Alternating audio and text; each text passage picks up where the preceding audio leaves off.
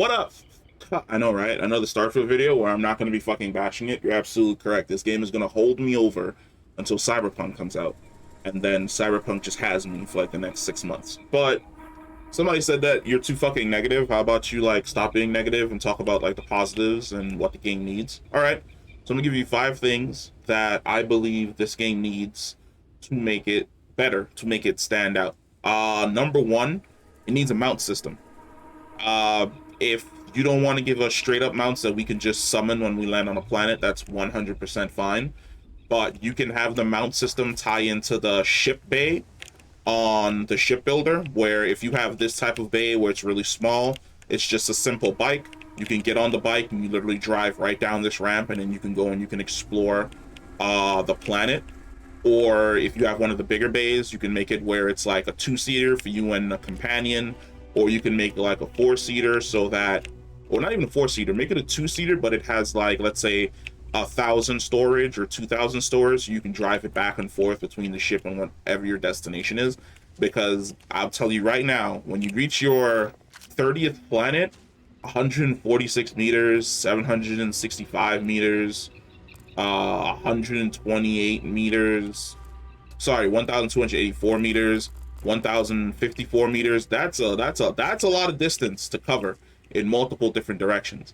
Like, yes, you can run to that location, then you can fast travel back to your ship, then run to the opposite location, but the freedom of exploration, being able to hop on a vehicle and just drive around through the landscape, nothing beats it. Nothing beats it at all. If they're steadfast in you're not going to be able to fly your ship on the planet, that's okay. If you don't want us to fly the ship, that's fine. But giving us the ability to ride on a vehicle, because I am 60 something hours into playing this, and I haven't encountered a vehicle option. So I definitely know that it doesn't exist. And also there's no perks for being able to drive a vehicle, so it definitely does not exist. That would be a great addition to the game. Something else that would be a really great addition. Let's go to our star map. So on the planets, there are a lot of deserted UC garrison, civilian outposts, spaceship debris. I believe this is my base. Yeah, this is my base. But for the deserted UC garrisons, or just deserted mining platforms, deserted food labs, deserted pharmaceutical stations, things along those lines, the game really needs a system that allows you to take over and take control of these outposts, where if you land and then you clear it of all of the enemies inside and you explore it, you can choose to basically station one of your companions there and then probably prop up its defenses, and then it benefits you. If it's a pharmaceutical lab, it creates med packs and heal packs, and then they can either send them to the ship, or they can just be there for you so you can fly there and have it produced directly for you. Or if it's producing those same med packs, you can sell them or have a agreement with either the UC or any of the factions, or even have an agreement with the civilian outpost that's on the planet to provide them with the products that this major garrison or location is basically not producing. Because a lot of the times you land, you clear it, and then you never go back. That's a lot of space that's not being used, that can be used for your character to be able to make some money and some scratch on the side. I actually took notes because I didn't want to forget everything. Sector bases. You run into situations where when you zoom out into the greater world, usually, let's go over to Alpha Centauri. If you look in the top right, it says over there, above here, it says United Colonies UC, and then you can go to other systems, and then it'll show you who's basically in control of that system. What system belongs to Freestar Collective right here? Then you go all the way out here and you get Crimson Fleet. It'd be cool if, for systems that don't have anyone controlling it, if that could be turned into a system for you. This actually links back to the what is that quest? It's the quest to get the Mantis ship and the Mantis armor, where you land and there's this really, really cool lair. But once you get the stuff for the Mantis, you never go back there ever again. It'd be really cool if you can turn an entire planet that doesn't have a governing body controlling it into your own personal planet, your own personal star system, where it actually leads into a bunch of the other stuff that I want to say, where let's say you have a bunch of ships that you've basically been stealing and registering for yourself. You can have those ships patrolling your sector of space, which means when you warp into your sector of space, sometimes you may warp in and your ships are taking on and taking down invading ships, or they're just on patrol, and you can hire people to pilot those ships in space for you to keep the sectors clear and safe. So if you go to Bernard Star, and you know that Bernard Star is something that you have to warp through to get to, what the hell does Bernard Star connect to? It doesn't connect anywhere. What kind of shit? Okay, hold on. No, Wolf is United Colony. Nicola is, I'm trying to find a space. All right, so let's say you decide to take over Delta Pavonis, right? You take over all the planets inside of this system. It's on a trade route.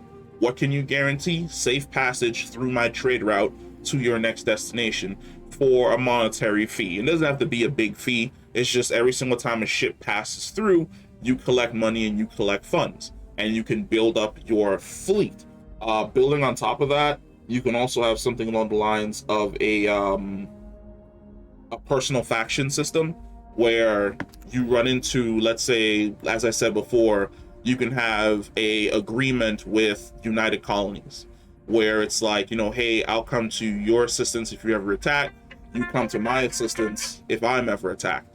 Or you can have a agreement with Freestar Collective, which is like, you know, hey, if you guys ever get attacked, I'll come to your defense. I get attacked, you come to my defense. We have a mutual understanding between each other that our ships can basically pass through each other's sectors of space without being judged in any way, shape, or form. Or you can declare war on another faction if a future DLC brings back faction wars, where you have an allegiance with the UC against Freestar Collective, or Freestar Collective against Crimson Fleet, or you destroy Crimson Fleet and they're no longer a major threat, so it's between you and the UC, something along those lines. There are multiple levels to this that I feel as though we can essentially build on. I think that was my only 5. Mount, personal faction system, the personal fleet system, outpost capture, and world system bases. Like those major 5 make you feel as though you're a bigger player in the universe, because like right now you run into an issue where, let's say you do the Freestar Collective story mission, you become a ranger. No one ever references you as a ranger ever again, even when you're in space. Like it barely gets brought up or mentioned in any way, shape, or form. What is cool though is that the major factions will have dialogue if you've reached a certain rank with other factions. I made a decision for Crimson Fleet, which means that when I spun the block back and I was doing something with United Colonies, it pops up in the main conversation. But other than that, you never hear anything about you siding with Crimson Fleet ever again. It'd be interesting if there was more chances for that. There's a really cool system that happens if you're flying the Mantis and bandits come and try and attack you and they see the Mantis and they're like, no, and they run away. That's fucking dope. They need more of that in this game, where if you're part of Freestar Collective and they know that you're that sheriff, you're that guy in that sector of space, when they warp in, they see you, they get the fuck out of there because they don't want to cross paths with a ranger. If you're whatever rank you end up, I'm currently playing through the United Colonies missions, whatever rank you end up playing with United Colonies, when you're in certain sectors of space and they see you, they're like, oh shit, you're that guy from that thing, no thank you. Or Marines in space on patrol, they'll hail you and be like, hey, I heard about you and blah blah blah blah blah. It makes the world feel more lived in, because sometimes it's a lot of dead space. No pun intended. There is a lot of dead space. But let me know what you think. Comment down below if you think like these updates are something that the game needs. Am I just talking shit? Go back to just hate farming, you stupid bastard. Let me know. And I'll catch you in the next one.